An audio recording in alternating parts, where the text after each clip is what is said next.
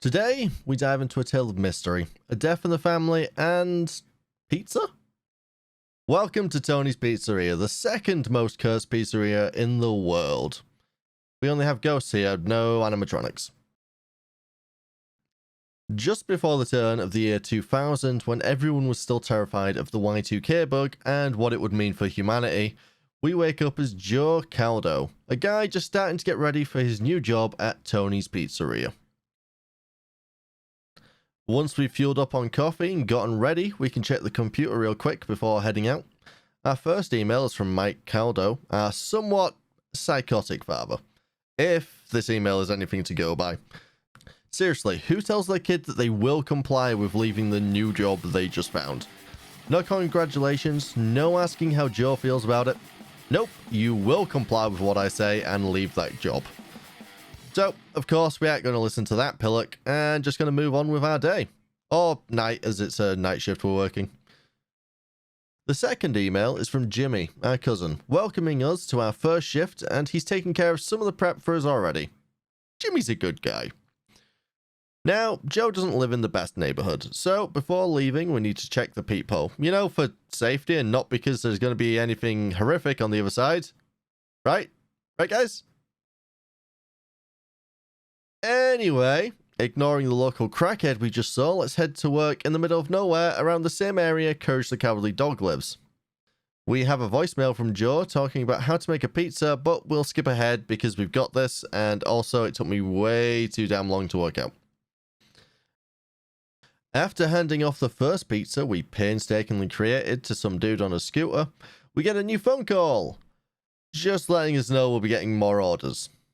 You know, as our job kind of is. As we prepare the orders for customers, doors will start to close and we'll hear noises in the pizzeria. But it's our first shift, so we're probably hearing things, right? Until someone crawls out of the pizza oven and then we find the gas stove lit in the back kitchen, but it's been a long shift, so who knows if it's real. Returning to the front desk, the phone rings and it's the previous employee who recommends we leave and never come back. But if we do want to stay, he can help us stay alive while we unravel the mystery of what's going on. And with that, we can finally head home after our first night shift and get some rest. However, our dreams aren't restful. Finding ourselves in a world of grey, drab hallways, we can follow the sound of music to a bedroom and read a note by Annabella. Who is Annabella? Well, let's find out. Annabella is set to be married, and she's worried about the future, whether she'll be treated well or end up like her mother. Yet, she still misses her father, who has passed on and is going to spend her birthdays at Tony's, like her father would have wanted. Waking back up, we feed our caffeine addiction and check our emails. Psycho Dad Mike has emailed us about how furious he is we ignored him, but we're never going to listen to him, so don't worry. And went to work, and he's been the only one supporting us since Mum died, so how dare we attempt to challenge him in this way. Really hate this guy. But anyway, Jimmy emailed. We like Jimmy. He just wanted to let us know we'll need to prepare our own dough tonight, and that it'll be a straightforward night again. He also sent us another email with a video attached, so let's give that a watch.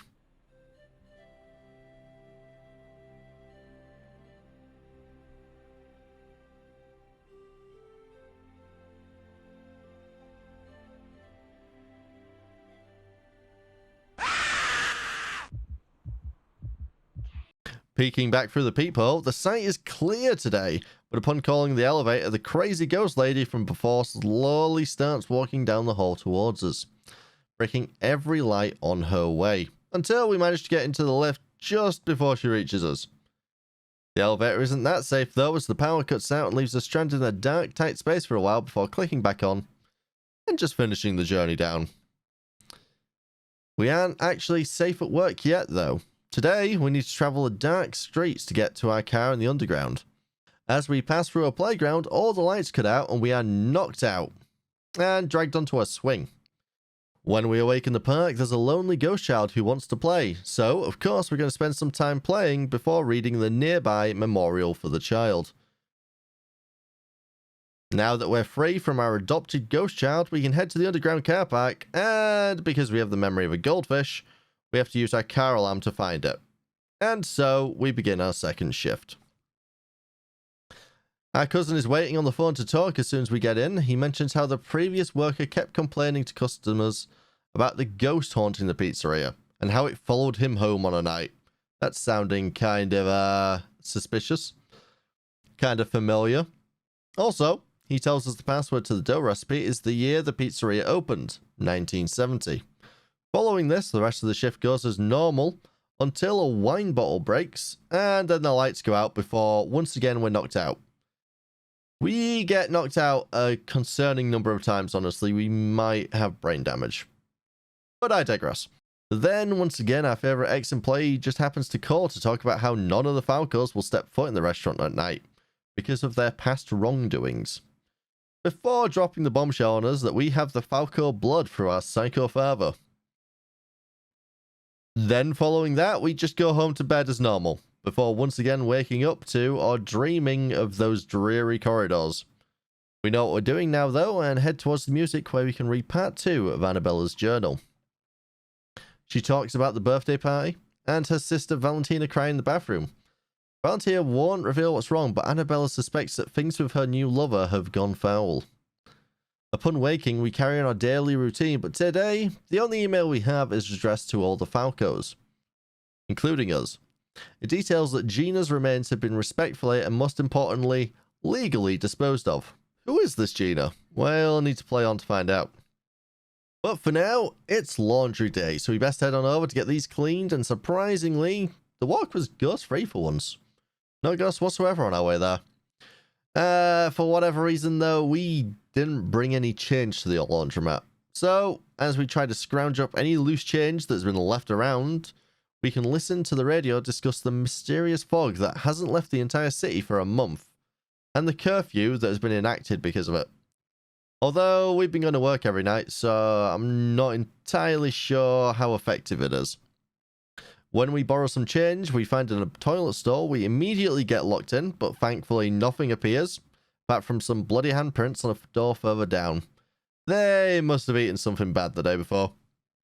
Once we've scrounged up enough change and started the washer, we get a call from my cousin, giving their condolences about Gina, who turns out to be our mum. He didn't know her much since the incident with Annabella, but he thinks it was unfair how we were kept apart from her, and finds it incredibly brave that we would go against our father's wishes to work at the pizzeria, but doesn't understand why we would. This touching moment is followed up by a fade to black, and the ex-employee calling us to mention our mum was insane. So yeah, thanks for that. He then tells us about a ritual to contact the spirit who is haunting the pizzeria. So we begin to prepare the pizzeria. Once the lights are dimmed and the appropriate symbols are drawn out, we can begin to commune with the spirit, but they're pretty shy, so we need to keep our eyes closed while they answer our questions. Starting off strong, we find out it is of course Annabella who's haunting this place, and she wants our help. When asked how we can help her, she just says light and leaves another journal entry. It details how Annabella has seen Valentina sneaking out to her lover, who turned out to be Mike, our father. She admits to wanting to keep something, probably a child, and Annabella decides that Mike must leave the family before the secret gets out and tears it apart. Then we're thrust once more into noir corridor land. Annabella's journal here details how scared she is. She confronted Mike as both her mother and sister deserved better, but it didn't go as she expected. He came barging into Annabella's room stinking of booze and threatened to destroy her like he's done to someone else before. As soon as we finished reading, we're thrust into a recreation of that night and have to hide in the closet before Mike can get to us. Waking up, the haunting is getting worse as when we try to prepare our daily coffee, our plates start flying at us. No time to clean though, as we need to head to work. For some reason, we are so dedicated to this job. As we walk down our hallway, the walls start to bleed and lights flicker before plunging us into darkness.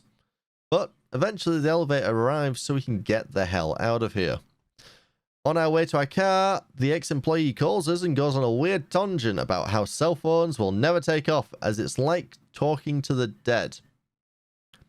He has some weird hang-ups about mobiles. He does, however, more importantly, mention that we really annoyed Annabella with our ritual, and that if we hear her or feel her coming, to not look at her as she doesn't like it. This comes in handy a few seconds later as she's hunting us in the car park. Once we finally find our car and get out of Dodge, we arrive at work to a call from my cousin, saying it'll be our last night as our father turned up at his house and threatened our cousin's mother if they didn't fire us. He goes on to mention that it's always been hard for his mother raising him alone, but it also wasn't fair that the family pushed us away so much. But anyway, people are always hungry, so let's get straight to preparing these pizzas. After our busiest night yet, we get a call from ex-employee spilling his guts about how he had experienced the same things as us and fell for Annabella. On his last shift, she showed him a dream of the noir corridors we've been visiting and told him he needed to wait there with her for our arrival. So, this entire time he's been stuck waiting for us. He then gives us a choice: burn the place down and free him and Annabella, or walk away, abandoning our family and dooming them to an eternity of haunting. An admittedly pretty good pizzeria. Well, not really a choice there. We came here for a reason, to learn the truth, and now we know we need to free them. However, once we light all the stoves, it appears Annabella isn't thinking straight as she tries to lock us in with her. But we can quickly escape out the back door and feel good about everything with a good ending, right? That was a good ending, right? We freed the spirit, right? Everything will be fine now.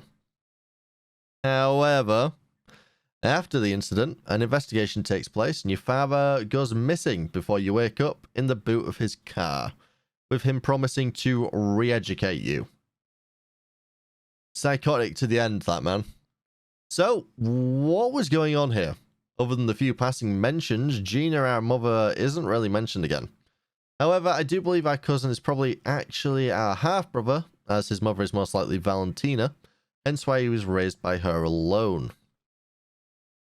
She was terrified of Mike when he visited her, due to knowing how he got rid of Annabella, but knowing about his sordid little secret.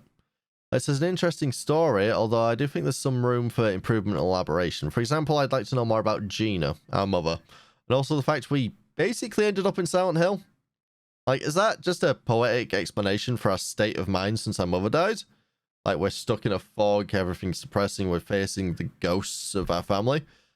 Or does something else trigger the increase in paranormal activity? Because it does mention that other people have been seeing ghosts around town as well.